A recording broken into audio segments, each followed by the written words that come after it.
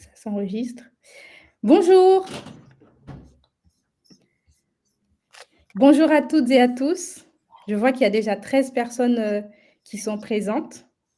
Alors moi, je m'appelle Winnie Alfred et je vous dis bienvenue dans cette nouvelle webconférence de l'ADI.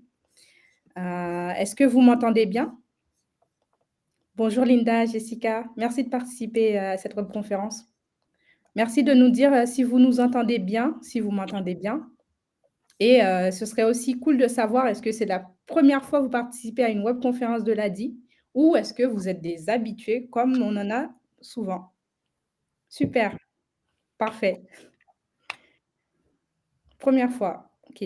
Ben, bienvenue Jessica, c'est un plaisir de vous avoir avec nous. Alors, dans quelle ville êtes-vous? Donc moi, je suis à Paris, tout comme Christine Lebug qui est avec nous, Nantes. Et toi, Willy, tu es dans La quelle ville Roche-sur-Yon, déjà? Vendée. Voilà, super, en Vendée. Parfait. Comme d'habitude, vous êtes un peu partout, même en Guyane française. Waouh, Bravo. super. Wow.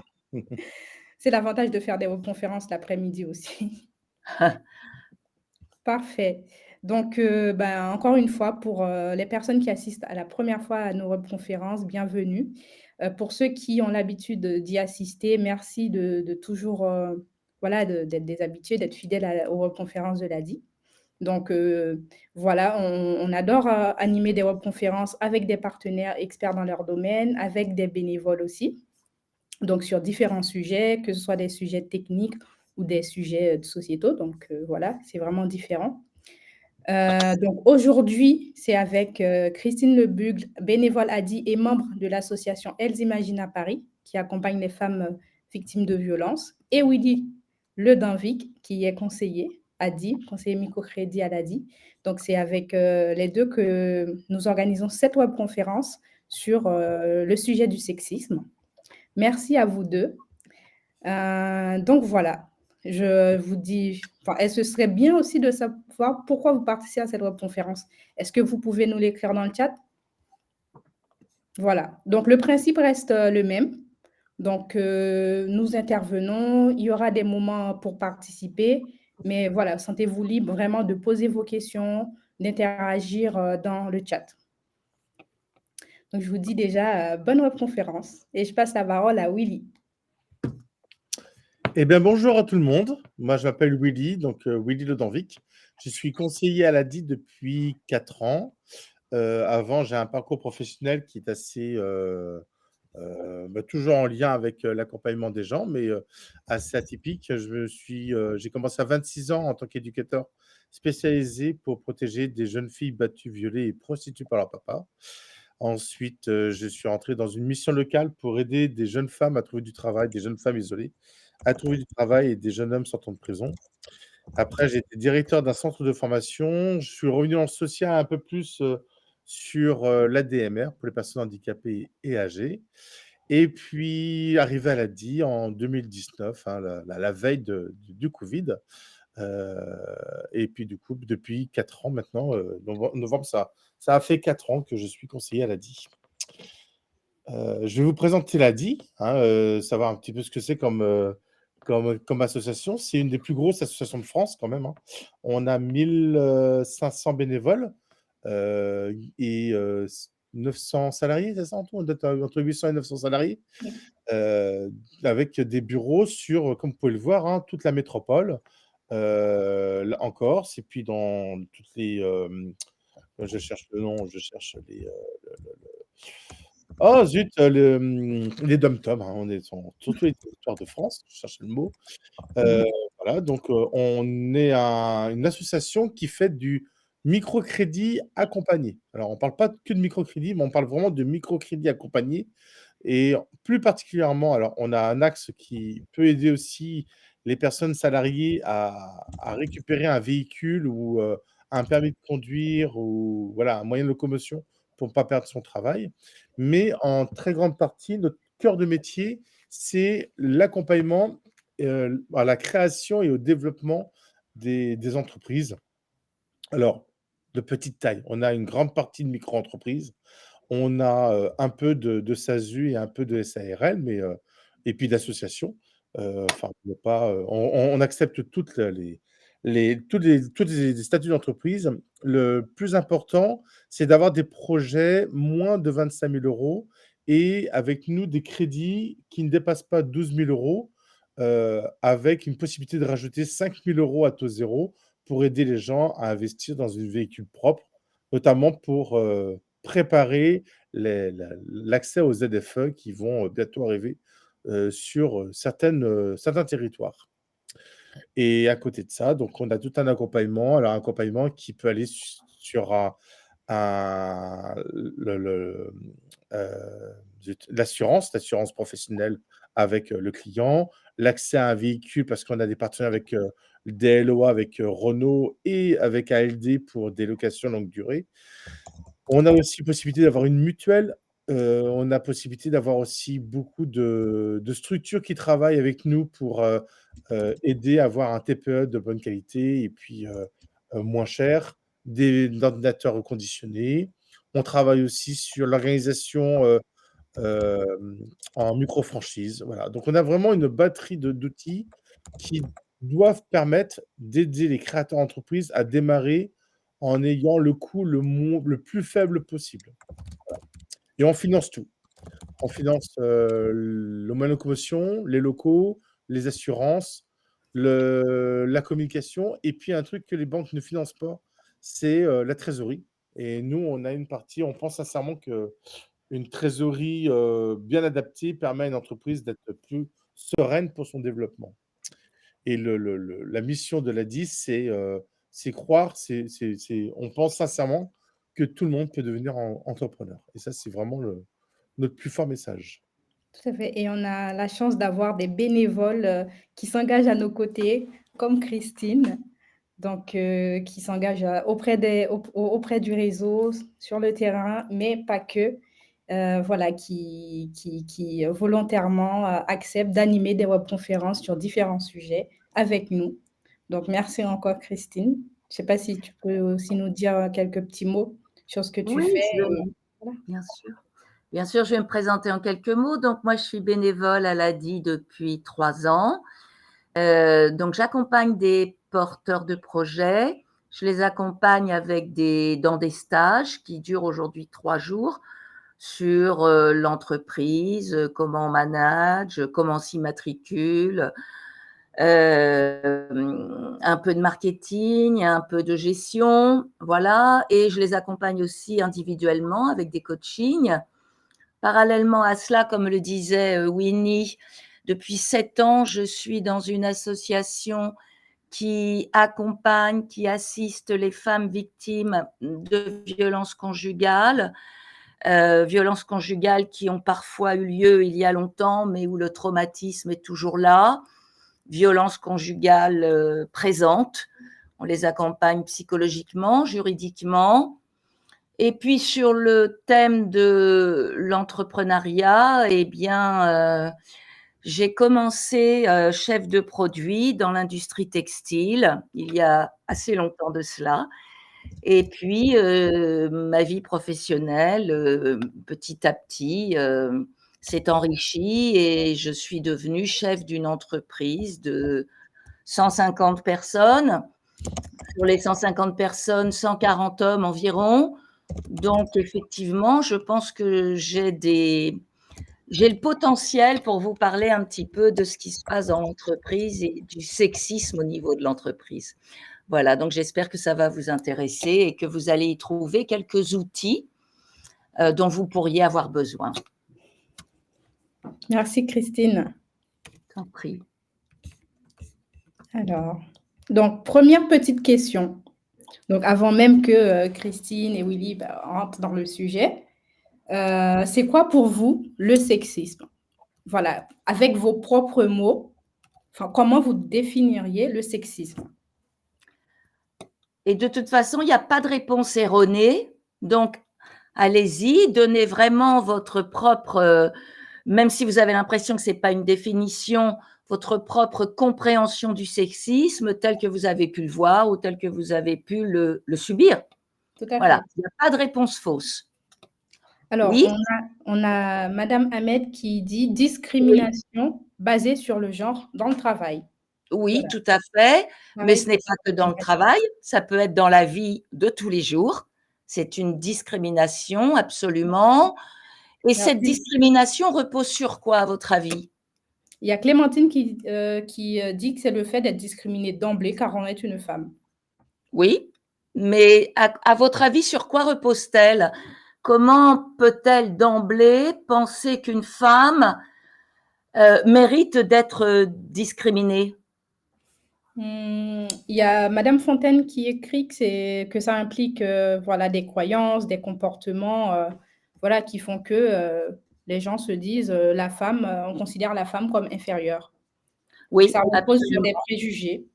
absolument. On considère cette On femme comme étant inférieure. Ça repose sur sur ce qu'on appelle la société patriarcale. Notre société et quasiment toutes les sociétés dans le monde sont bâties sur un modèle patriarcal. mmh. Est-ce que vous pourriez expliquer un petit peu ce que c'est que ce modèle patriarcal? Il y a aussi madame, Anne-Laure, qui explique que, voilà, on considère le sexisme, c'est aussi le fait de considérer que la femme n'a pas les mêmes capacités que les hommes à réaliser de multiples choses. Voilà, c'est aussi, bah, du coup, des stéréotypes, que ça repose sur la hiérarchie des genres. Ah oui, Alizé qui dit que c'est à cause du patriarcat. Oui, il y a pas mal de réponses, voilà, je Ouais, pense c'est qu'on bien. va voir pas mal de choses qu'on va voir un peu dans les définitions. Ça j'ai l'impression que ça résume très, très bien ce que tu veux dire. Ah, mais c'est très, très bien. Donc effectivement, le sexisme, qu'il soit en entreprise ou ailleurs, c'est vraiment, des comportements qui perpétuent, qui légitiment, Mmh. la domination du sexe masculin sur, le sexe féminin. Et comme vous pouvez le voir maintenant à l'écran, c'est une femme aux USA qui, pour la première fois, a parlé de sexisme et qui voulait le faire rimer avec racisme. Parce qu'effectivement, en anglais, racism ou sexism, ça rime, tout comme en français. Et ce mot va apparaître pour la première fois dans un dictionnaire américain en 1972, comme vous pouvez le voir écrit. Alors, évidemment, ce sexisme, on va le rencontrer dans toute la société et pas seulement au travail, bien sûr, puisque c'est une organisation sociale. Comme vous pouvez le lire, c'est une organisation sociale qui s'appelle le patriarcat et tout ce qui est du domaine politique, culturel, économique, donne la domination à l'homme parce que l'homme, biologiquement, culturellement, serait supérieur. Donc, on est dans une société où, bien évidemment, parce qu'ils sont supérieurs, les hommes sont davantage valorisés. On est en pleine discrimination, effectivement. Voilà. Il y a quelque chose de très important que, madame Azmi Alia a écrit, c'est que beaucoup de femmes sont sexistes aussi sans s'en rendre compte. C'est exactement ce que je voulais reprendre. Tout à fait. Ouais, c'est, Exactement. Je trouve que cette tout phrase, à elle est fait. très bien dite, hein. Mmh. Quand j'entends dans mon entourage des femmes qui ont atteint des postes à responsabilité et d'autres copines qui disent: «Ouais, mais elle, pour y arriver, elle a pas dû le faire, très honnêtement», hein, parce que je ne veux pas utiliser le terme qu'elles utilisent, mais voilà, je trouve pas ça très correct, en fait. Si une femme prend un poste à responsabilité, c'est jamais honnêtement, en fait. C'est toujours parce qu'elle a eu un droit de cuissage ou et en fait, je trouve ça très malhonnête aussi et ça vient de ce que je disais tout à l'heure, la transmission culturelle, la transmission de notre éducation. Même moi qui essaie de défendre le droit de la femme et qui le fait, depuis très, très longtemps, j'ai eu parfois, et je l'ai encore, je pense, dans mes propos, sans le vouloir, des propos qui peuvent être sexistes. Et on s'en rend même pas compte. Je me rends compte quand je parle avec ma fille qui a 19 ans et quand elle me dit des choses parfois, je me dis: ben non, t'as pas le droit de penser ça, t'as pas le droit de le dire comme ça en tout cas». Et en fait, c'est pas méchamment qu'on le dit, mais c'est juste parce que c'est intégré de génération en génération et on l'entend de génération en génération. et c'est des choses sur lesquelles il faut qu'on travaille tous pour que même des blagues qui restent juste des blagues ne soient pas des blagues qui minimisent les gens, quoi. En tout cas les femmes. Alors, je vais y venir plus tard sur ce sujet-là, mais vous avez tout à fait raison de l'évoquer en tous les cas. C'est que bien sûr, il y a des femmes qui sont elles-mêmes coupables, on va dire coupables, puisque une femme a peut-être certainement encore moins le droit d'être sexiste. Cela dit, on va trouver des explications à cela. On va essayer de les trouver ensemble. On va aborder ce point-là qui est effectivement très important. Et que ce soit dans le domaine de la justice, par exemple, où on va avoir affaire à des juges femmes qui vont avoir ce qu'on appelle vraiment des jugements iniques, absolument sexistes. Et comme le disait Willy, ça repose, faut bien se le dire, ça repose sur globalement 4000 ans d'éducation et de société patriarcale. Donc c'est quelque chose, c'est un modèle dont il est très très difficile de se débarrasser.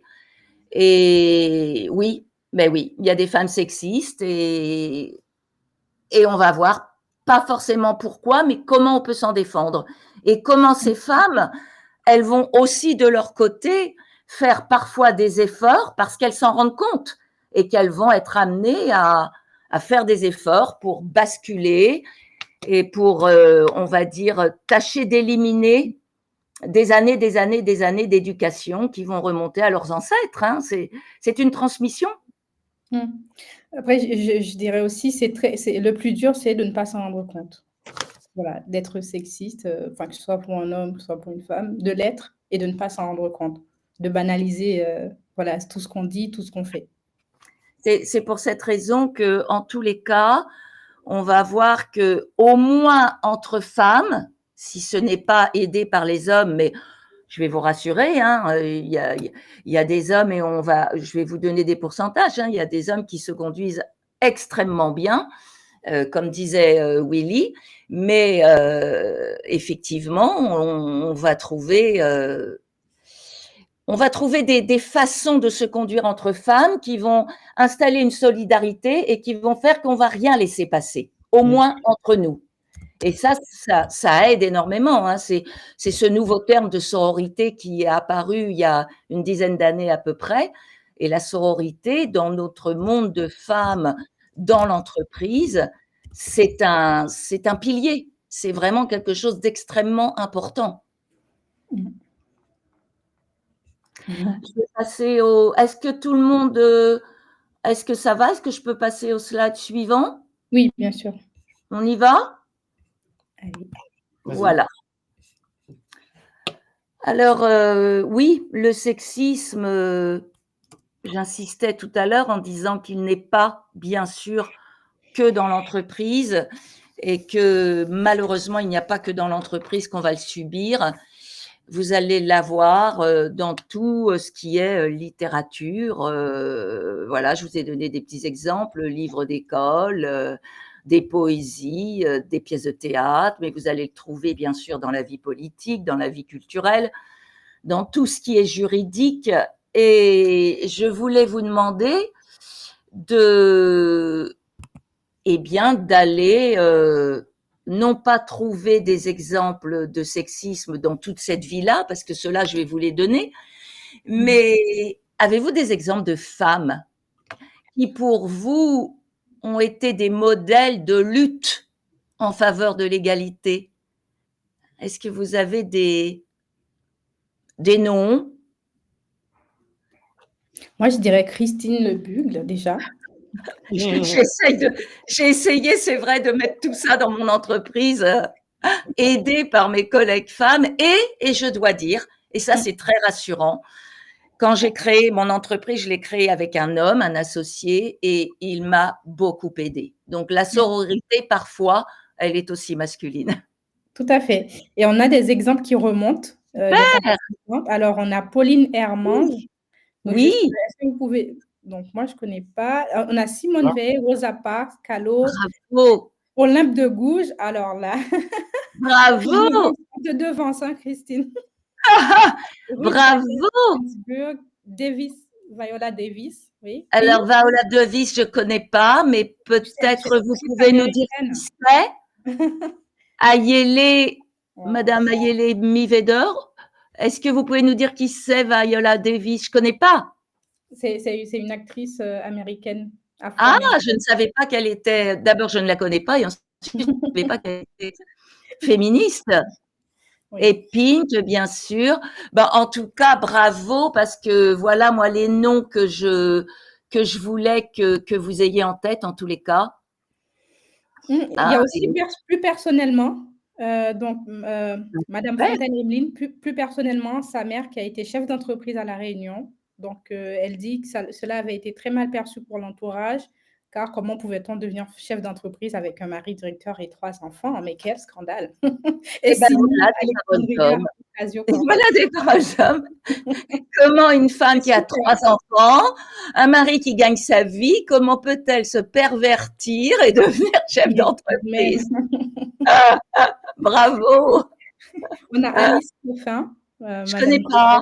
Montée. Il y a beaucoup de noms qu'on ne connaît pas, Oui, je d'autres qu'on connais pas. connaît. Voilà, Et il y alors, a beaucoup d'exemples Alexandria, qu'on avait mis. Oui, Tarana Burke, je connais pas. c'est super. Bravo! Lire les culottés aussi. Oui, oui, oui, Les culottés, c'est un très bon bouquin. Alors Merci bon, pour le rappel parce que je l'ai dans ma bibliothèque et je l'ai pas encore. Je tu devrais. peux le lire. Merci beaucoup pour ce Ah, tu rappel. peux le lire, il est super. Oui, Alors bon, bah, ces 3 femmes, oui, là je vous en ai mis 3 qui représentent chacune un siècle. Et Olympe de Gouges, elle est vraiment remarquable parce que Olympe. Alors, ce qu'il faut remarquer, ce qui est quand même très intéressant, c'est que ces 3 femmes que je vous ai mis, mais bien sûr qu'il y en a d'autres, Virginie Despentes que je vois apparaître là, mais tout à fait. En tout cas, c'est toujours, et c'est certainement vrai à ces époques-là, peut-être moins aujourd'hui, mais au XVIIIe et XIXe siècle, et même Simone Veil, fin du XXe, c'est toujours des femmes qui sont nées dans la bourgeoisie, qui sont nées dans un univers de lettres. Pourquoi? Parce qu'elles sont éduquées, et quand on est éduqué, qu'on a la chance de pouvoir aller à l'école, on a la chance aussi de pouvoir analyser des situations, de ne pas pouvoir toujours subir. Alors, c'est moins vrai aujourd'hui parce qu'aujourd'hui, tout le monde va à l'école, quasiment, hein, bien sûr. Mais au XVIIIe siècle, Olympe de Gouges, ce qui est absolument remarquable, c'est qu'elle est là quand même la première, elle est la seule et unique d'ailleurs à avoir écrit une déclaration des droits de la femme et de la citoyenne. Et dans cette déclaration, ce que personnellement, moi, j'admire beaucoup, c'est pas tant qu'elle déclare la femme égale à l'homme, ça c'est son article 1, elle dit que la femme naît libre et demeure égale en droit à l'homme, mais moi celui que j'aime beaucoup c'est son article 10, parce que dans son article 10, ce qu'elle dit, c'est qu'une femme a le droit, bien sûr, de monter, doit avoir le droit de monter à la tribune, donc comme un homme, mais que, bien sûr, ce droit-là lui donne aussi celui de monter à l'échafaud. C'est-à-dire qu'à faute égale, une femme ne doit pas avoir des exceptions. Si elle commet la faute qu'un homme commet, elle montera à l'échafaud. Et c'est cet article-là que personnellement je trouve le plus remarquable, parce qu'il faut avoir conscience que l'égalité, ça veut dire aussi l'égalité dans l'erreur, dans la faute, dans l'erreur. Après, Hubertine Auclair, c'est aussi une femme qui est née dans la bourgeoisie, et elle va comparer au 19e siècle, au moment de la révolution industrielle, elle va comparer la femme au prolétaire. Elle va dire qu'une femme et un prolétaire, c'est la même chose, c'est-à-dire que ce sont des gens à qui on ne donne pas la possibilité de s'émanciper. Et c'est ce elle fera ça toute sa vie. Elle montrera que la République telle qu'elle est au XIXe siècle, elle maintient la femme dans un rapport d'infériorité à l'homme et elle va se battre. C'est elle qui va commencer à se battre aussi pour féminiser des mots. C'est-à-dire qu'à la fin du XIXe, le féminin d'avocat, bien sûr, n'existait pas. Le féminin d'électeur n'existait pas, puisque les femmes ne votaient pas. le féminin de député n'existait pas, etc., etc. Et elle va se battre pour les mettre au dictionnaire. Elle va se battre pour que les femmes aient le même accès que les hommes à l'éducation, par exemple. Et puis, elle va militer, elle va partir en Algérie et quand elle va revenir d'Algérie, elle va se battre pour que les femmes arabes de France, hein, elle va se battre de France pour ça, mais elle va se battre pour que les femmes arabes puissent avoir les mêmes droits que leurs maris français, puisque à l'époque, l'Algérie était bien évidemment une colonisation française, comme vous le savez. Donc, elle va créer le premier centre à la fin du XXe siècle, je crois que c'est en 1980 ou quelque chose comme ça, il y a une quarantaine d'années, elle va créer le premier centre Hubertine Auclert. Enfin, c'est pas elle qui va le créer, mais on va donner à la fin du XXe siècle le premier centre pour femmes qui fuient leur foyer parce qu'elles sont battues, prostituées, etc. Le premier centre de refuge pour ces femmes va s'appeler le centre Hubertine Leclerc. Quant à Simone Veil, je pense que je ne vais pas vous en parler. Je pense que voilà, tout le monde sait ce qu'elle a fait. Je tiens à insister sur une chose aussi quand même, parce qu'elle-même le disait, c'est que Simone Veil, bien sûr, s'est battue pour la loi pour l'avortement dans certaines conditions. Elle a pu se battre que Giscard d'Estaing, qui était à l'époque le président de la République, lui a permis de se battre pour ça. Et ça, je tiens à le dire parce qu'elle lui a rendu hommage pour ça. C'est-à-dire que si le président de la République à l'époque ne lui avait pas permis cela, cette loi ne serait jamais passée. Et c'est pour ça que je pense qu'il faut quand même avoir beaucoup d'espoir et voir que certains hommes sont absolument aussi combattants que nous, les femmes, pour l'égalité. Voilà. Après, il y a des combats dans des tas d'autres pays. Hein. Est-ce que vous avez des exemples de pays où il y a des femmes absolument remarquables qui se battent? Est-ce que vous avez des exemples? On a déjà parlé de Viola Davis. Oui, et merci parce que moi, je ne la connaissais pas. C'est une très, très bonne actrice, remarquable. Ouais. Alors, Mexique de Colombie. Ah, sûrement, parce que voilà aussi des pays avec une tradition patriarcale épouvantable. Donc, certainement qu'il doit y avoir certainement des femmes qui se battent. Vous avez bien sûr l'Iran. L'Iran qui fait. América Ferrera. Je ne connais pas. Oui, c'est une actrice aussi. C'est une actrice aussi? Oui, latino-américaine, je crois. C'est vrai. Elles sont très, très engagées. J'en vois régulièrement des actrices américaines qui s'engagent et qui prennent la parole vraiment. Et on constate encore une fois quand même qu'on est dans un monde intellectuel où on a le temps de penser, où on est éduqué, où on a les mots pour le dire. C'est souvent ça. Hein. Ah bah oui, Ruth Ginsburg, absolument. Afghanistan, les femmes afghanes qui se battent pour leur éducation. Et l'Iran où les femmes ont une représentation en termes de combat qui est absolument extraordinaire. Bon, bah, je crois que vous avez de très bonnes références. Ah oui.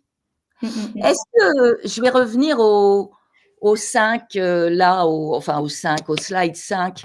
Est-ce que vous avez des exemples, par exemple, en littérature, parce que le reste, on va le voir ensemble plus tard, mais est-ce que vous avez des exemples en littérature de propos absolument sexistes ou qui placent la femme dans une position inférieure? Oui, Marjane Satrapi, absolument, quand on parlait d'Iran. Oui, tout à fait. Non, pas d'exemple. Les livres scolaires, oui. Par exemple.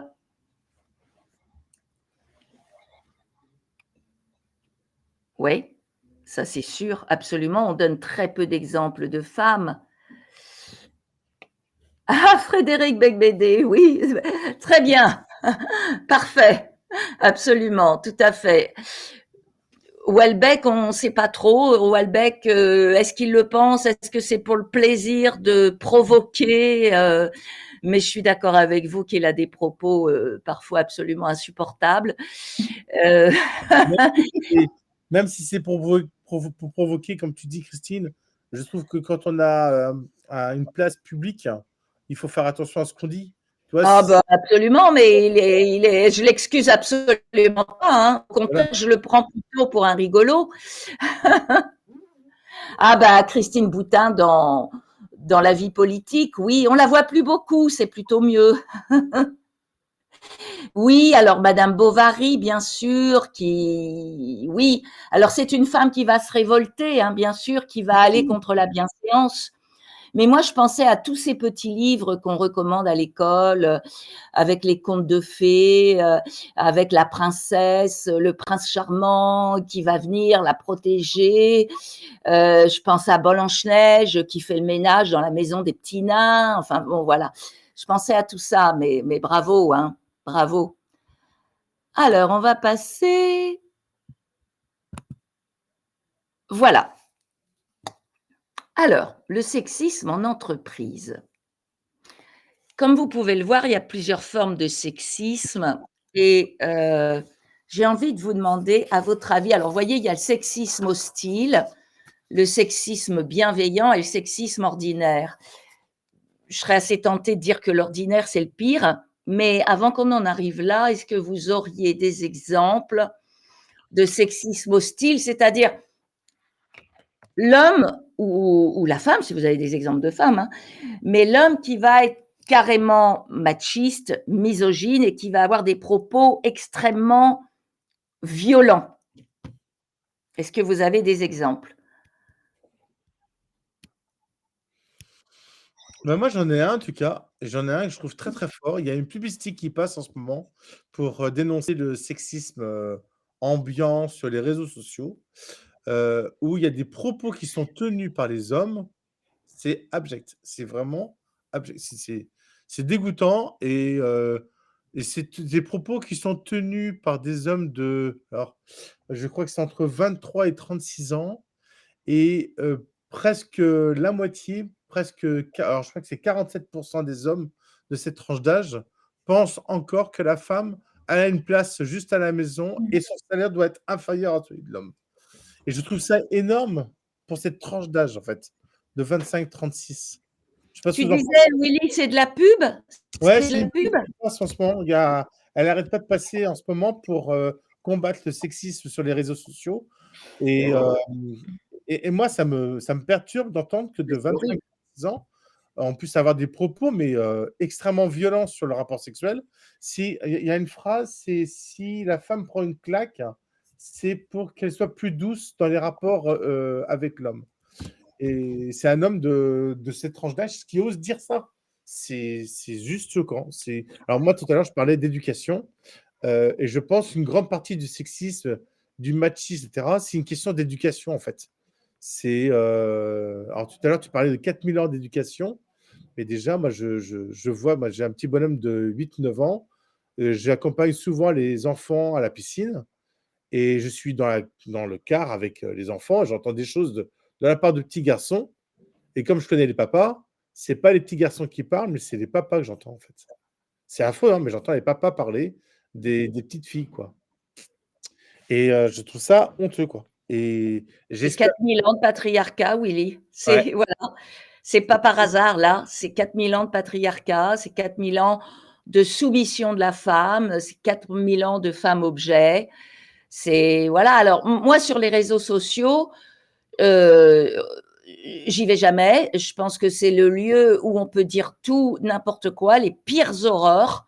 Donc, pour moi, c'est pas une entreprise, c'est pas un lieu de vie, c'est un lieu où on devrait jamais aller. Et effectivement, il y a le pire qui est dit sur les réseaux sociaux.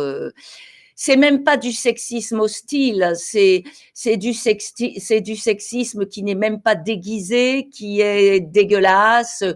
Ou si ça tombe, tu as des hommes et des femmes qui, parce qu'ils sont dans l'anonymat, vont se payer une heure de rigolade à dire les pires horreurs.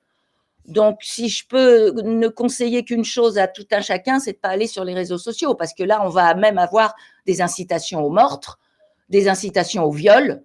On va avoir le pire.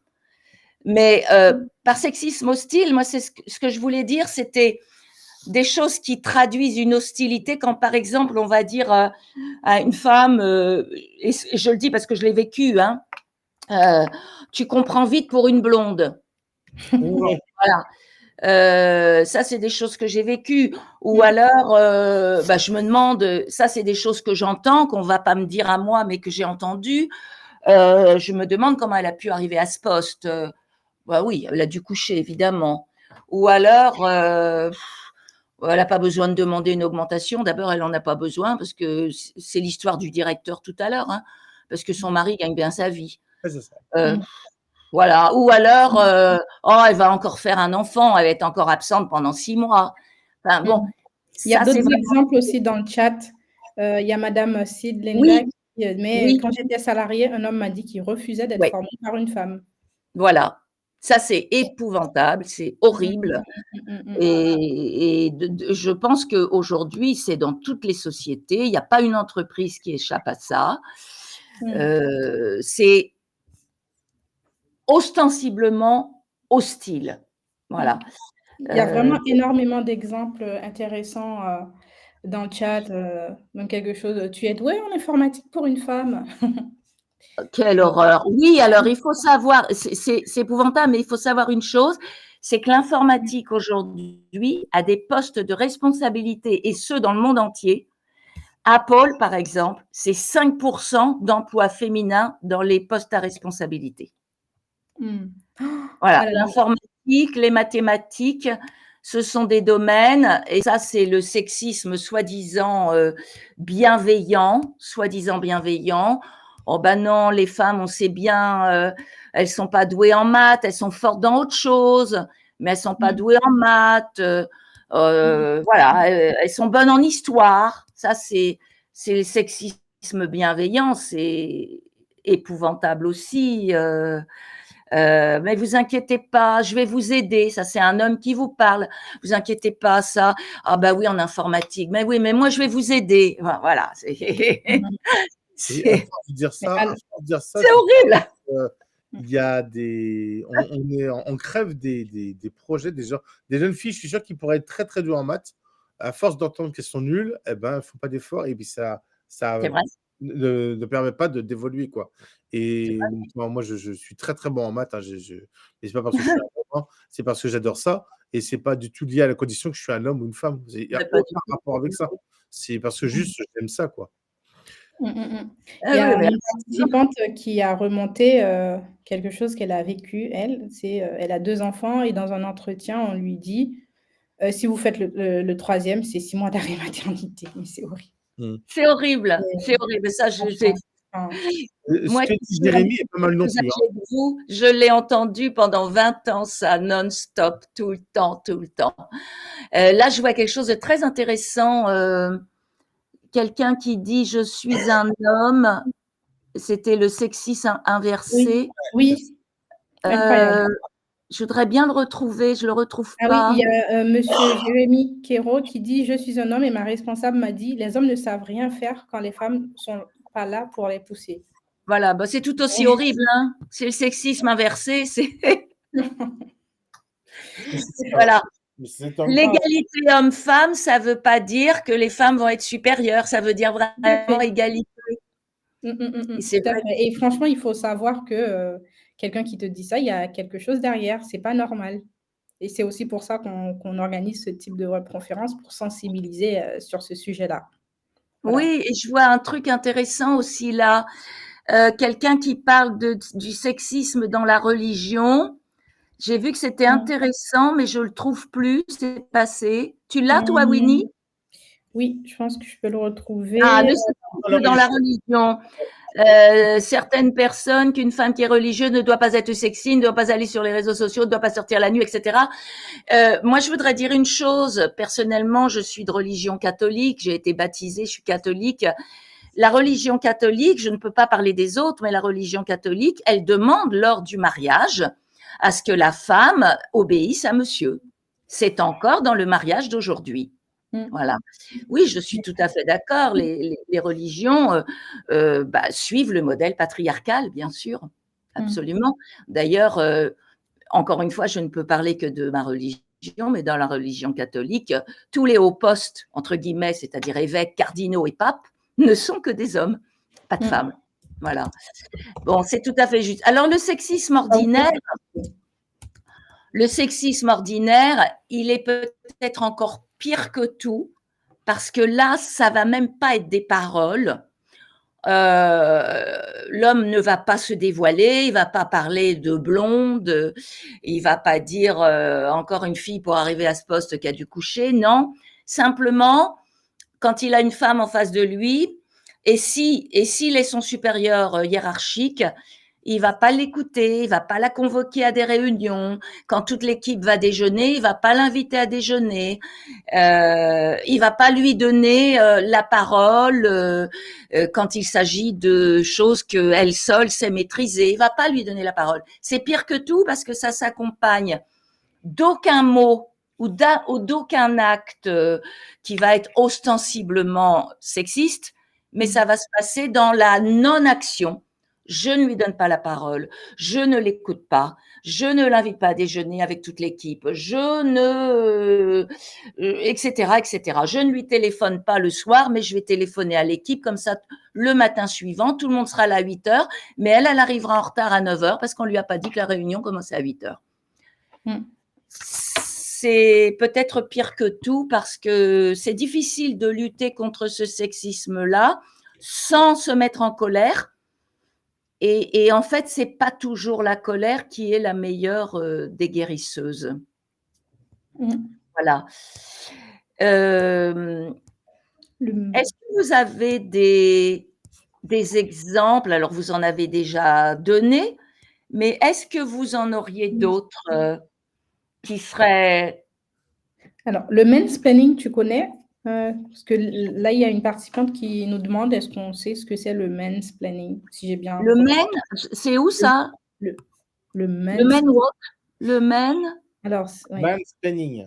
Mansplaining. Je ne trouve pas. Comment ça s'écrit? M-A-N sûrement. Alors, elle vient de mettre dans le chat. Donc, le mansplaining. Ah non, je ne sais pas ce que c'est. C'est quoi? C'est en fait un homme qui dit à une femme un truc qu'elle sait déjà. Mais elle ne peut pas le savoir toute seule, donc on est obligé de lui expliquer, quoi. Pardon, je n'ai pas compris. En gros, c'est un homme qui explique à une femme, c'est comme si je t'expliquais à toi ce que c'est que le sexisme, parce que tu le sais déjà, mais tu ne sais pas assez bien parce que je ne t'ai pas encore expliqué. D'accord, c'est du sexisme bienveillant. Mine de rien, on la prend pour une conne. Voilà, c'est ça, mine de rien. C'est du sexisme bienveillant, c'est épouvantable. Viens là, je vais t'expliquer. Il y avait des collègues hommes qui répondaient à ma place quand on me posait une question. Ben voilà, ça c'est… Alors ça c'est… Oui, alors je vois, on a le droit de se mettre en colère, on a le droit de dire des gros mots, bien sûr. Ce que je voulais dire, c'est que la meilleure manière de lutter, c'est pas vraiment la colère, parce que se mettre en colère, ça va inciter la personne en face à répondre par la colère. Et là, ça va monter, et plus ça va monter, moins ça va être, comment on va dire, productif. Donc, on va voir comment on peut résister à ces provocations, parce que finalement, c'est toujours des provocations. Alors, bien sûr, il y a les blagues en dessous de la ceinture, les femmes nulles en maths, on l'a déjà dit, le salaire, bien sûr. Le salaire, c'est une forme de sexisme extrêmement ostensible. À travail égal, à échelon égal, il va y avoir encore à aujourd'hui, 25 à 35% de différence de salaire entre l'homme et la femme. Ça, c'est dans les statistiques, des statistiques de l'INSEE. C'est incontournable. Voilà, la remise en cause. Christine, pour aller dans le même sens que les salaires, là, si on recentre un peu le débat sur le sexisme au travail et puis la création d'entreprise par l'ADI, quand les femmes demandent des crédits en banque, il y a 30% de moins que la moyenne des hommes qui reçoivent. Enfin, je refais ma phrase. Pour les mêmes types de compétences, même type d'entreprise, etc., il y a 30% de moins donné aux femmes par rapport aux hommes. C'est le point suivant que je voulais évoquer, Willy, c'est dans les slides suivants.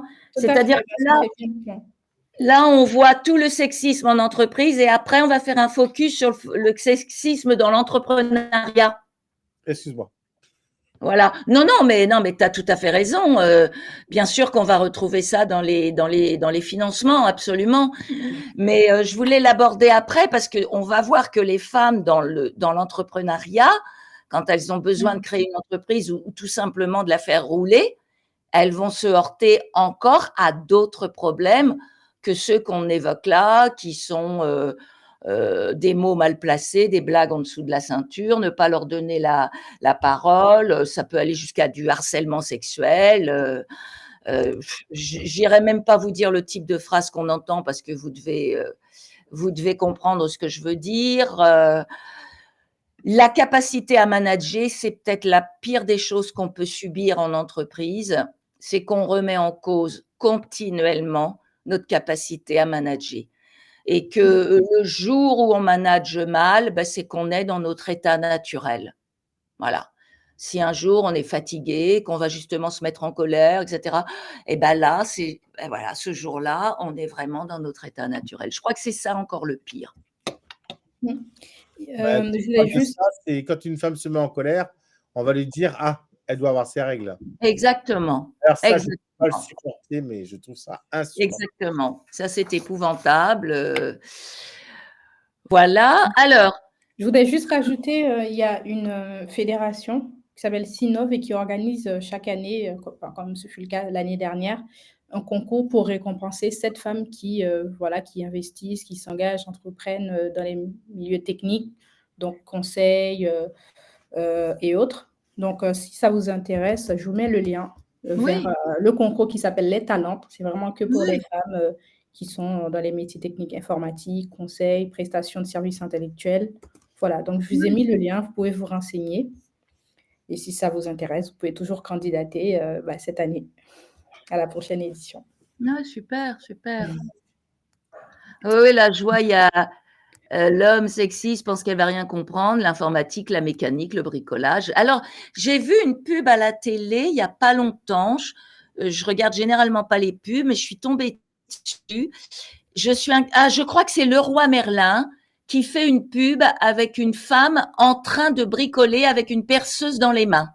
Alors, c'est pas Leroy Merlin. C'est pas Leroy non, c'est… Monsieur Bricolage ou un truc comme ça? C'est Lidl, apparemment. C'est Lidl. Oui. Avec les machines à outils qui ne coûtent pas très cher. Le gars, il passe son temps à lire la notice, etc.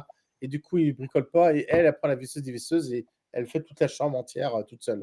Sans notice, rien. Voilà, ça mérite d'être dit. Ça mérite d'être dit. C'est super. Alors, parce que je suis quelqu'un de très positif et toujours d'optimiste, il y a quand même des choses qui se passent en entreprise et qui sont vraiment dans le sens d'atteindre l'égalité homme-femme. Est-ce que vous en auriez des exemples? Et si vous avez des exemples, surtout ne manquez pas de nous les donner.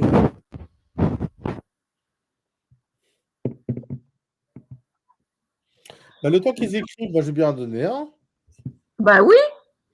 Je vous avais raconté ça, c'était l'année dernière, j'avais une personne qui était venue demander un crédit, une jeune femme qui était venue demander un crédit.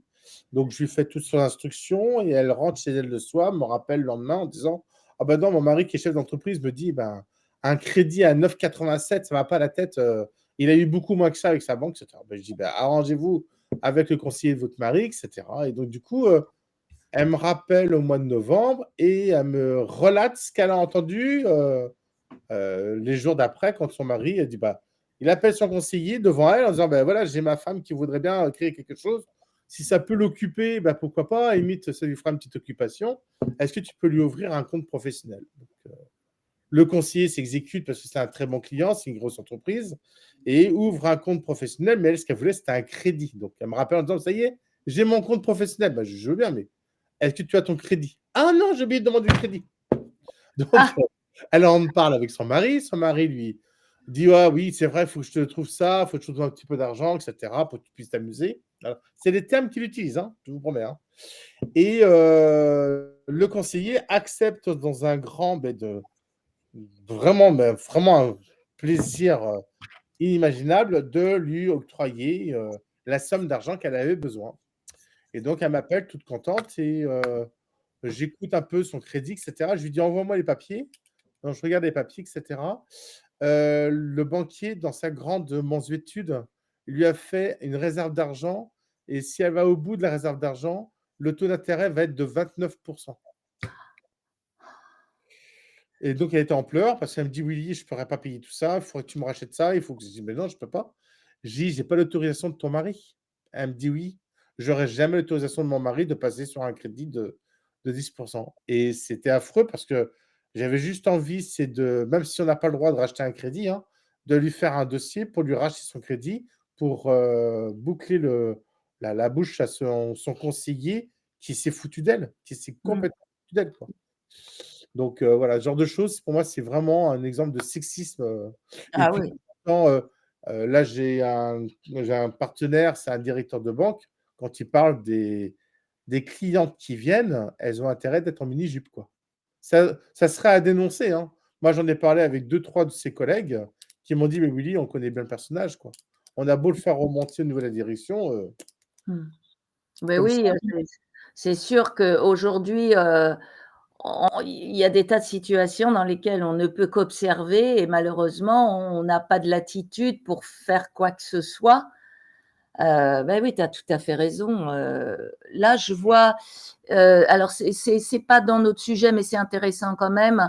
Quelqu'un qui est allé déposer, voulant faire une main courante pour misogynie dans un commissariat et le policier qui ne la regarde même pas et qui lui dit j'ai autre chose à foutre. Je voudrais juste dire une chose de par le fait que je suis administratrice d'une association qui lutte contre les violences. Je dois vous dire que en tous les cas, ici à Paris, en province, c'est un petit peu plus long. Pourquoi? Parce qu'il y a moins d'associations.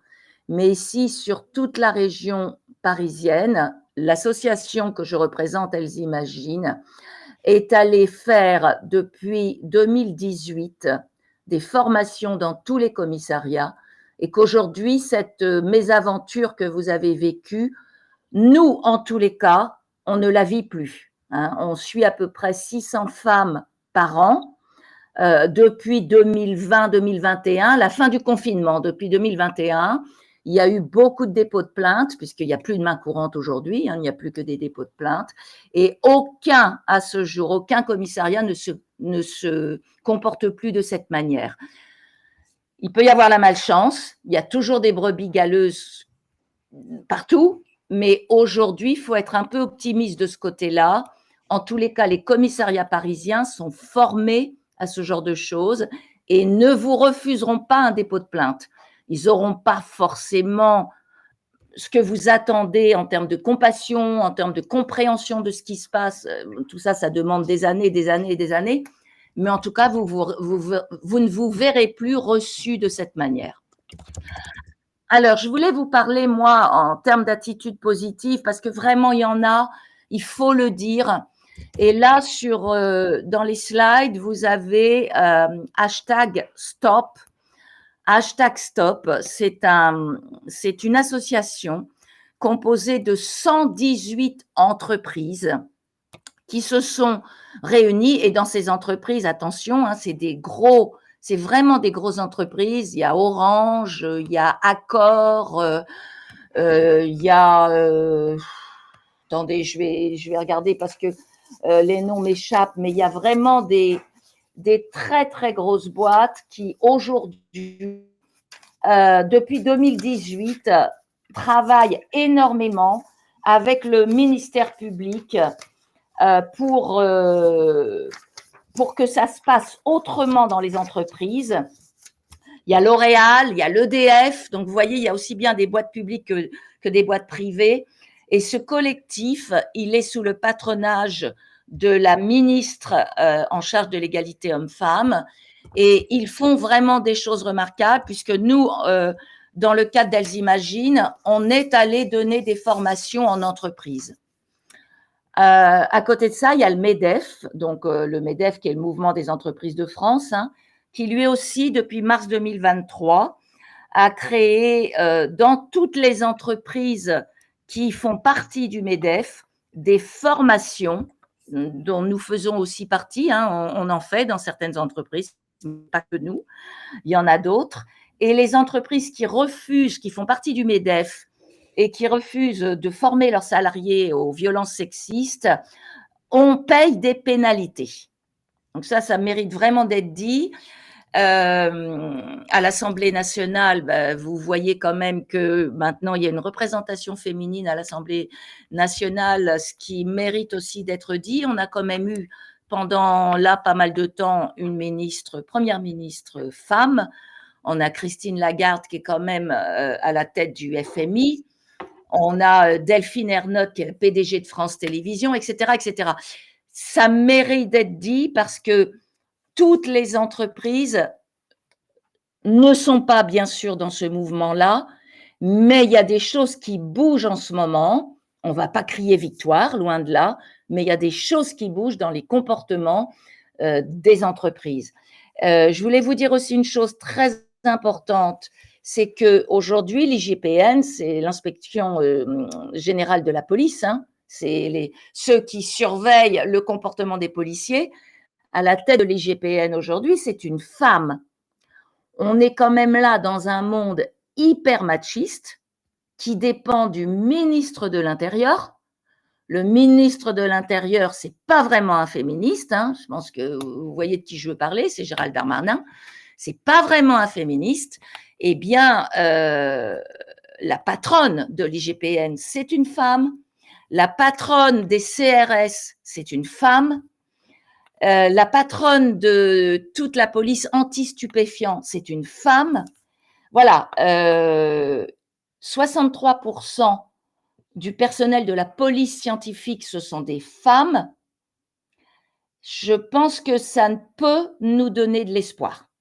Je pense que là, il y a vraiment des choses qui bougent. Voilà. Est-ce que vous auriez des choses à ajouter? On passe au slide suivant? Oui, je pense qu'on peut passer au slide suivant. Voilà. Alors, je pense que ça, on en a vu. On avait un peu discuté. Voilà, hein, c'est venu dans la conversation, dans les discussions. Donc là, je pense qu'on peut vraiment… alors, là, je viens de vous en donner des exemples, hein, des entreprises qui luttent contre le sexisme. Et ce que je dois dire aussi, c'est que dans ces entreprises, à la tête, sont parfois des hommes. Hein. Le PDG de L'Oréal, ce n'est pas une femme, c'est un homme. Alors, je vais passer… Voilà. On va faire maintenant un focus vraiment sur la femme entrepreneur, le sexisme dans l'entrepreneuriat, et il y a de quoi dire. Je voulais vraiment vous parler des enjeux et tout ce qui va être vraiment un obstacle pour la femme. En tous les cas, si ce n'est pas un obstacle, c'est un challenge de tous les jours, vraiment tous les jours.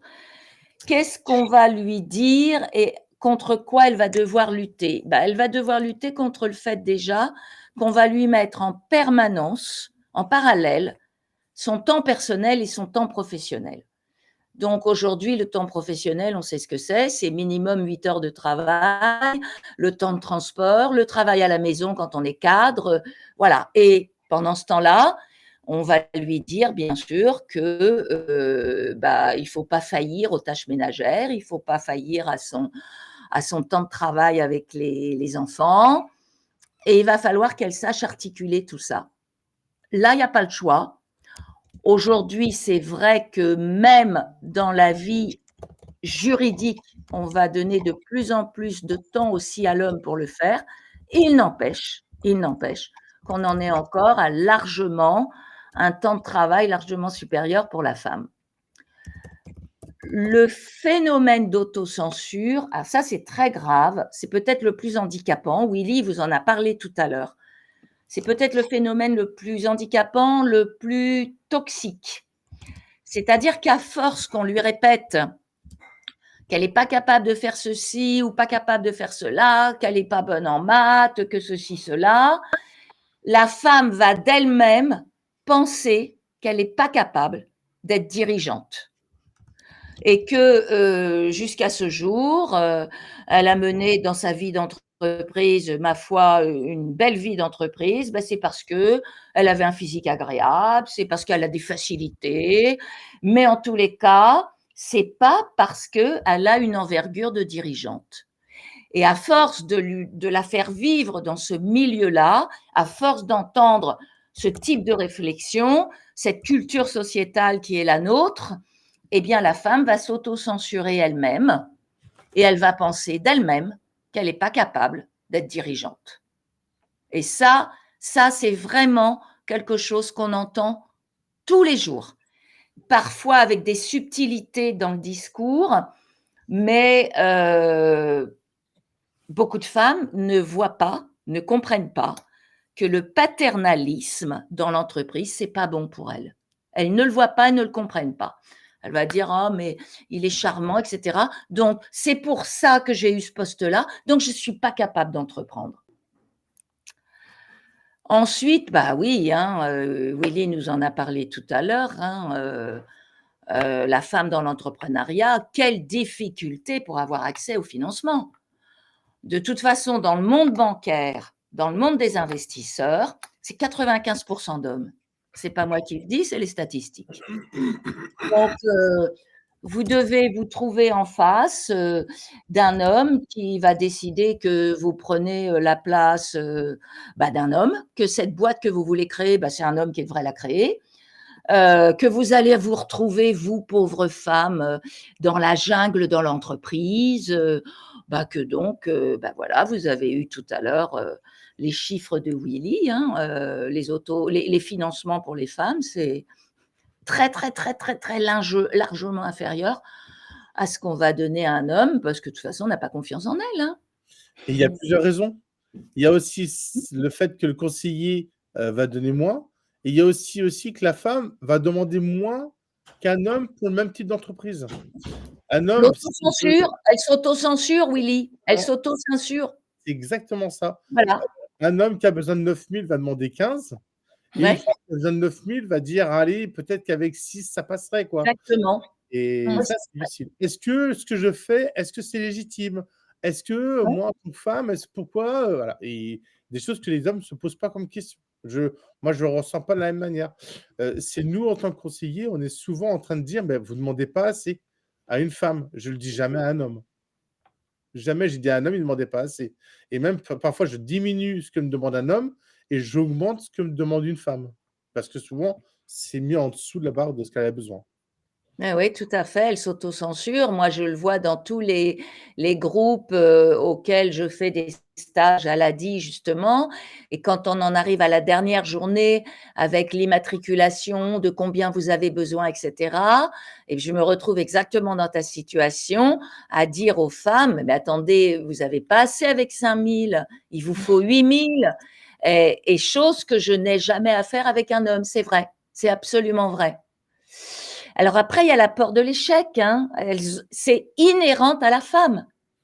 Et bien sûr que quand on crée une entreprise, je pense qu'un homme a aussi, lui, peur de l'échec. Je veux dire, on met ses billes sur la table, on met sa vie sur la table. Bien sûr, c'est une autre dimension que celle du dirigeant d'une entreprise qui n'est pas la nôtre. Mais la peur de l'échec, elle est beaucoup plus menaçante chez la femme pour toutes les raisons qu'on vient de donner, parce qu'elle a l'impression de transgresser un stéréotype. Le stéréotype, c'est madame, elle est à la maison, elle s'occupe d'abord de son mari et de ses enfants. Donc, elle a tout ça dans la tête, c'est extrêmement menaçant pour elle. Et elle a beaucoup plus peur de l'échec que l'homme, beaucoup plus. Alors après, évidemment, la mauvaise mère, la mauvaise épouse, ça, elle l'a quasiment tous les jours à la maison, bien sûr. C'est un sacré frein pour elle. Et puis, ce qu'on disait tout à l'heure, c'est qu'il y a des secteurs économiques qui sont quasiment fermés aux femmes. L'informatique, les mathématiques, voilà, on va dire aux femmes qu'elles seraient mauvaises en maths, mais c'est absolument faux. C'est totalement faux. On va lui dire qu'elle est bonne pour l'histoire, la géographie et l'histoire. Et puis, il va y avoir la blague sexiste qui va être, oui, même pas l'histoire, les petites histoires. Elle est bonne pour les petites histoires. Là, on a un exemple, mais incroyable, de Madame de Mendoza qui dit ce week-end, un homme a mis de son conjoint, sachant que du coup, elle a quitté son poste d'ingénieur pour être auto-entrepreneur dans la couture, s'est dirigé vers elle en prononçant ces mots: Tu ne t'ennuies pas? Comment tu as pu quitter ton job d'ingénieur pour Ne te t'ennuie pas. lancer dans la couture? Ah, voilà, c'est. Il y a suffisamment de contrats. Non, mais c'est incroyable. C'est Oui, incroyable. c'est tout à fait juste. Ouais, ben c'est tellement lamentable. Je vois une chose là qui est très intéressante. Oui, tout à l'heure, on disait qu'on voit des femmes maintenant, l'Assemblée nationale, le Premier ministre, etc., etc. Oui, à l'IGPN. Mais là, c'est tout à fait juste. Conducteur de bus, on commence à voir des femmes conducteurs de bus. C'est rassurant. Les temps changent. Ils changent trop lentement pour nous, les femmes, mais ils changent. Il faut pas être pessimiste. Ils changent. Ouais, je suis d'accord avec vous. On voit des femmes conducteurs de bus, tout à fait. En 2005, moi, je me rappelle en 2005 avoir travaillé à la mission locale et avec les transports Mousset et avoir une action spécifique et de recruter 7 femmes pour une formation de chauffeur de camion. Génial. C'était une action, très, avant-gardiste à l'époque, mais Génial. on avait formé avec l'entreprise Mousset, 7 personnes, quoi. Ah ouais, non, mais c'est vraiment, croyez-y, mesdames, les temps changent. Il faut pas être que négatif et que pessimiste. Oh, mais oui, l'art est un domaine tellement masculin. Je suis tellement d'accord avec vous, Linda. Je vois ça qui apparaît dans les chats, mais terriblement masculin. Vous savez que moi, je connais un petit peu le monde de la musique parce que je suis musicienne. Vous savez combien de femmes dans le monde entier sont chefs d'orchestre? 5% des chefs d'orchestre dans le monde entier sont des femmes, 5%. Parce qu'une femme ne peut pas conduire un orchestre symphonique avec 80 bonshommes, c'est pas possible. Dans le monde du théâtre, le mal qu'ont les femmes à avoir des rôles après 50, 60 ans, c'est très difficile. Il y a des rôles d'hommes, il y a beaucoup moins de rôles de femmes. Dans tout ce qui est théâtre subventionné, eh bien, on va donner beaucoup plus de subventions à des théâtres dont les directeurs sont des hommes que des théâtres dont les reines sont tenues par des femmes. Mais oui, l'art est terriblement masochiste, terriblement masochiste, je dis n'importe quoi, sexiste, terriblement. Je suis tout à fait d'accord avec vous. Alors, qu'est-ce qu'il faut faire et qu'est-ce qu'il ne faut pas faire? À vous, mesdames et messieurs. Quand vous êtes en face de quelqu'un qui est profondément sexiste, ou vous, quand vous allez vous trouver en face d'un banquier, en face d'un investisseur qui ne veut pas se mettre à vos côtés, en face d'un associé potentiel que vous auriez aimé et qui ne veut pas, et qui vous traite avec condescendance, voire avec mépris, qu'est-ce que vous faites? Imaginez votre banquier, vous allez lui demander un prêt. Un conseiller à l'ADI, profondément sexiste, ça doit bien exister. J'imagine, il y en a partout, donc il doit y en avoir aussi. Qu'est-ce que vous faites? Qu'est-ce qu'il ne faut pas faire ou qu'est-ce qu'il faut faire? À vous.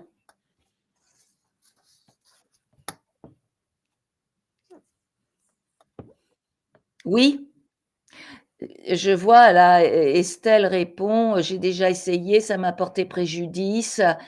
Oui, parce que ce que je vous disais tout à l'heure, c'est sûr qu'il faut faire très attention à ne pas aller dans la colère. Elle est pas productive, la colère. Bah, tout brûler, bah, il restera pas grand-chose. Mettre fin à la discussion, changer d'interlocuteur quand vous avez un banquier en face de vous, c'est difficile. Oui, on peut tout à fait signaler ce type de comportement voilà, quand il y a une association. C'est pas parce que, par exemple, un conseiller dans une banque ou dans une association est sexiste que toute l'association est sexiste. Donc, faut pouvoir le signaler. Tout à fait, c'est tout à fait juste. Et oui, Madame Lovely dit avoir dans son carnet d'adresses les contacts d'associations pour nous accompagner. Tout à fait. Ça, c'est très, très important. Il faut pas le négliger. Voilà. Absolument. Vous pouvez très bien demander. Moi, je l'ai jamais fait personnellement, mais je pense que si elle a dit quelqu'un me demandait de l'accompagner pour ceci ou cela, je le ferai, bien sûr. Tout à fait. Et je connais aussi parmi nos bénévoles, ceux qui m'entourent, beaucoup d'hommes qui le feraient. Oui. Quoi d'autre? Il y a quelque chose que je viens de lire et je trouve ça excellent. Je viens d'écrire d'excellent. Et il y a une personne qui répond, c'est peut-être le dénoncer à son supérieur. Et rien qui répond, ou à sa supérieure. Et juste ça, on est déjà on est conditionné avec des propos, on n'est pas dans du machisme, du sexisme pur, mais c'est rien que de mettre le mot supérieur tout le temps au masculin, c'est que peut-être que derrière, dans notre tête, quelque part, c'est ancré que c'est d'abord un homme à place d'un homme et après une femme, quoi. Et ça, c'est la même personne qui a mis les deux, au Oui, masculin et au féminin. Voilà. Et je trouvais ça excellent. Oui.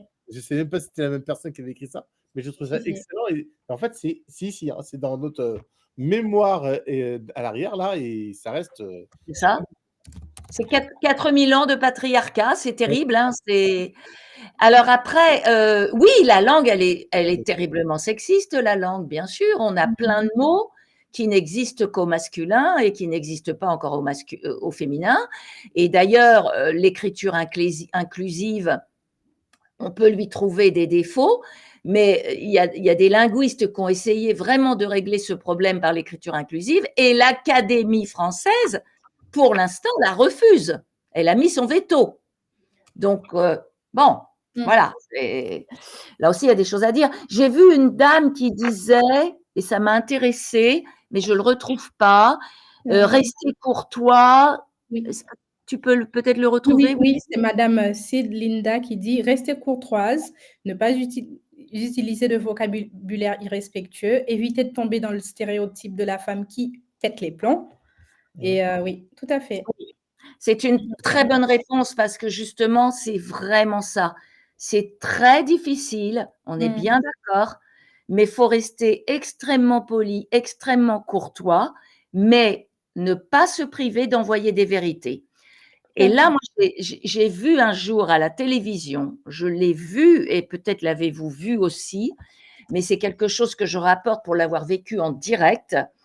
Une journaliste que j'aime beaucoup, qui s'appelle Apolline de Malherbe, qui est extrêmement féministe et ça se voit, et qui se trouvait face à Gérald Darmanin et elle lui donnait des statistiques de violence qui étaient des statistiques en croissance sur la violence dans les rues, etc.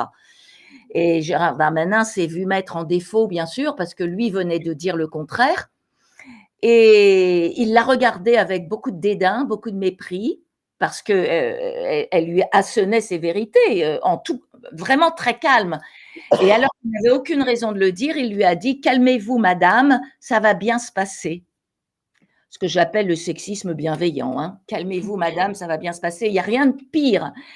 Et elle est restée très calme, mais en même temps très ferme. Pas un mot plutôt que l'autre. Elle a gardé le sourire et elle a continué à le tacler, toujours sur le même ton. Et au final, il a été obligé de rentrer à nouveau dans la conversation et non pas dans l'invective, parce que quand il lui a dit ça, il l'invectivait. Bien sûr.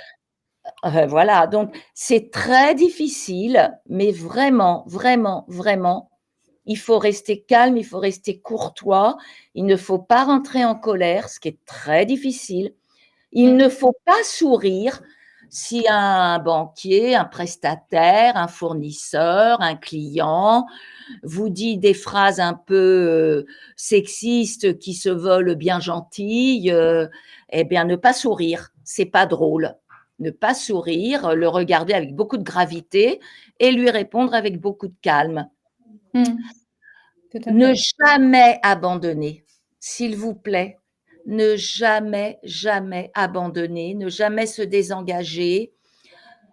Toujours penser, je me débrouillerai, j'y arriverai, toi tu vas voir, hein, en vous-même, toi tu vas voir, je vais te voir faire ta fête et toujours être là-dedans. D'abord, c'est un devoir quand on est une femme.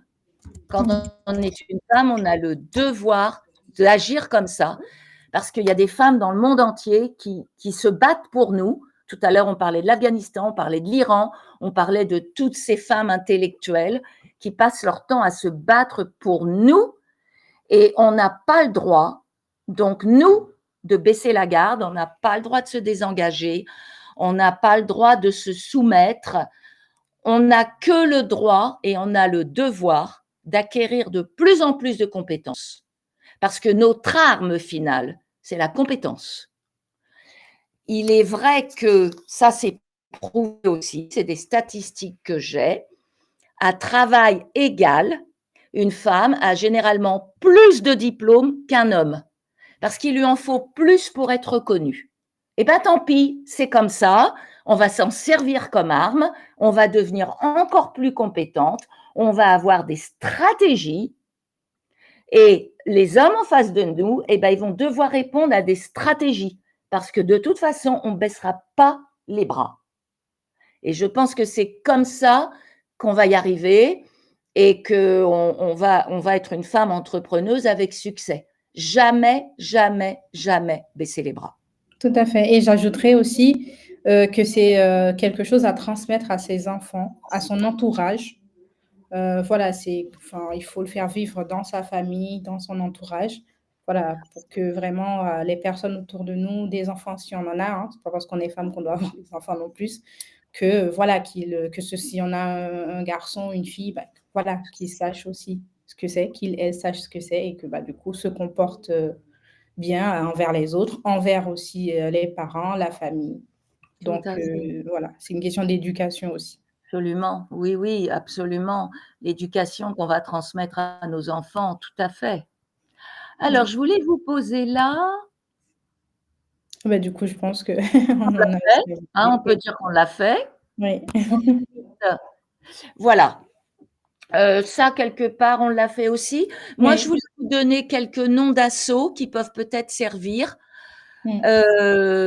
Si vous rencontrez du harcèlement au travail, il y a l'AVHT, AVHT, Association des victimes de harcèlement au travail, qui peut vous aider, dénoncer les harceleuses ou harceleurs auprès de l'AVHT.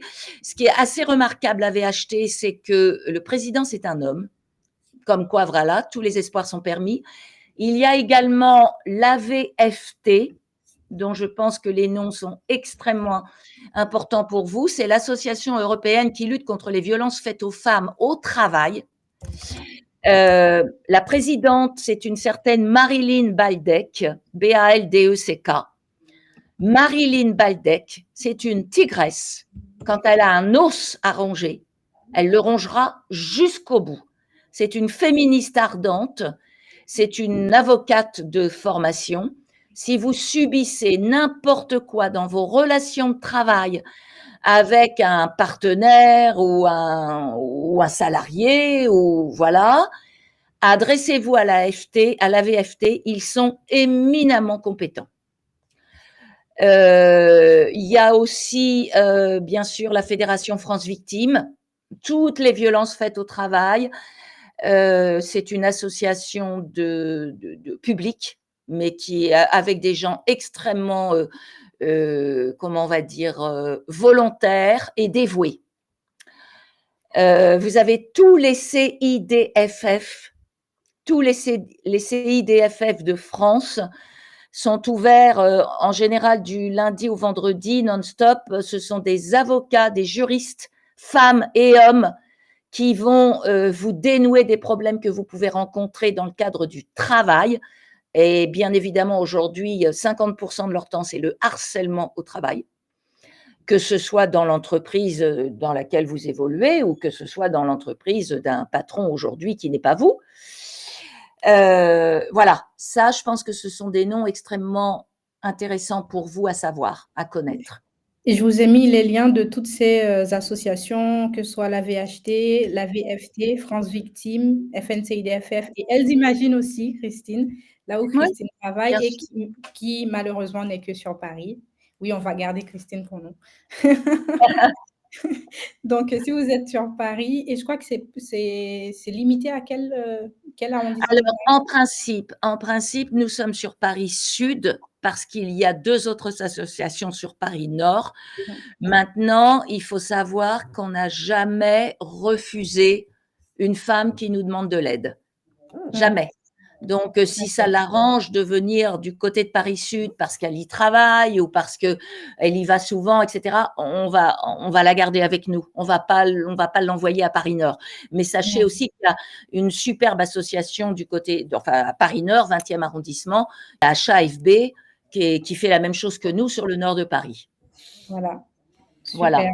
Donc, n'hésitez pas à garder les liens et puis, du coup, à aller vers ces associations si besoin.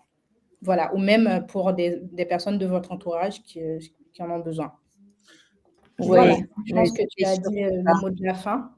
Ah oui, sur la Guyane française aussi, en effet. Tu peux compléter quelque chose?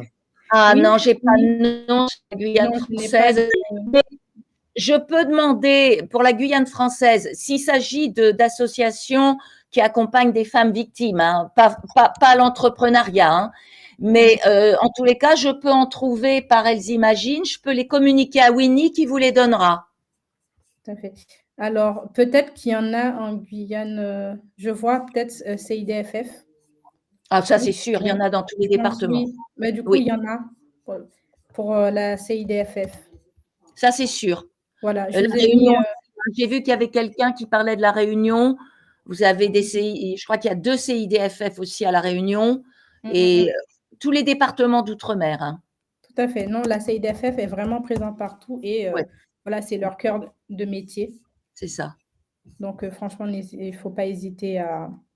Ah, il y a la liste des CIDFF à La Réunion. Voilà, c'est… Oui. J'ai déjà eu affaire à eux. Pour la Guyane et la Réunion. Oui, ils sont très, très efficaces. Ils sont peut-être, je les trouve même, ils doivent avoir de grosses demandes parce que je les trouve extrêmement compétents sur beaucoup de domaines. Tout à fait. D'ailleurs, on vient de signer une convention de partenariat. On travaille avec les CIDFF depuis bien longtemps, mais là, on vient de renouveler notre convention de partenariat parce que c'est un partenaire qui est vraiment référent sur ces questions-là. Et c'est vraiment top. Ah oui, tout à fait. C'est super. Merci à vous, Sylvie. Merci à tout le monde. Peut-être… entreprise. Tout à l'heure, pour celles qui vont passer par des crédits bancaires. Souvent, on connaît bien sa banque. On voit à peu près l'ambiance de la banque, etc. Banque personnelle. Hein. Et on sait si elle est bienveillante ou malveillante.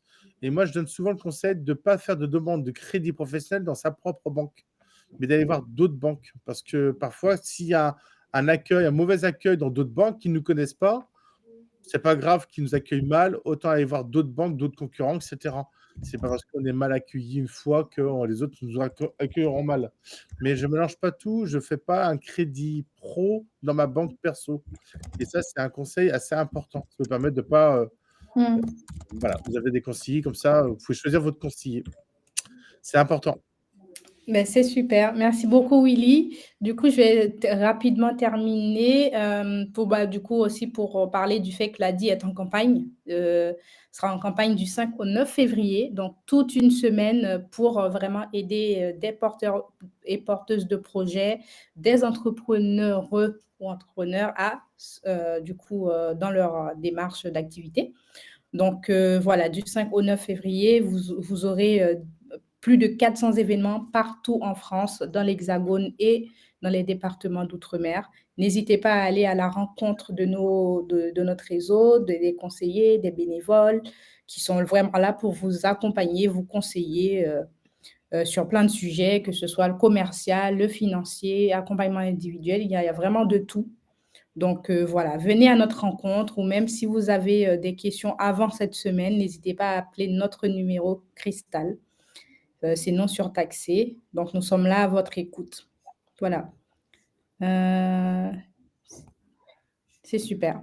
Donc un grand merci à vous toutes et tous qui avez participé à cette webconférence. Un énorme merci à Christine et Willy pour l'animation, l'organisation de cette webconférence. Donc, on espère vous avoir, du coup, pour les autres événements qu'on organise en présentiel ou en ligne. D'ailleurs, la semaine prochaine, pour les femmes qui sont intéressées, je serai avec Actionnel et on parlera des étapes pour bien créer son entreprise. Donc, si vous ne vous êtes pas encore inscrite à cette webconférence, c'est la semaine prochaine pour des porteuses de projets qui souhaitent se lancer dans l'entrepreneuriat avec une association vraiment axée entrepreneuriat des femmes qui s'appelle Actionnel. Voilà, donc allez sur notre site adi.org. Je vous mets le lien vers nos webconférences. Vous avez vraiment beaucoup de choix, donc vous pouvez cliquer dessus et choisir les webconférences qui vous plaisent. Voilà, encore un grand merci et on se dit à très bientôt. Merci. Merci à vous tous. Au revoir. Au revoir. Au revoir. Bonne journée.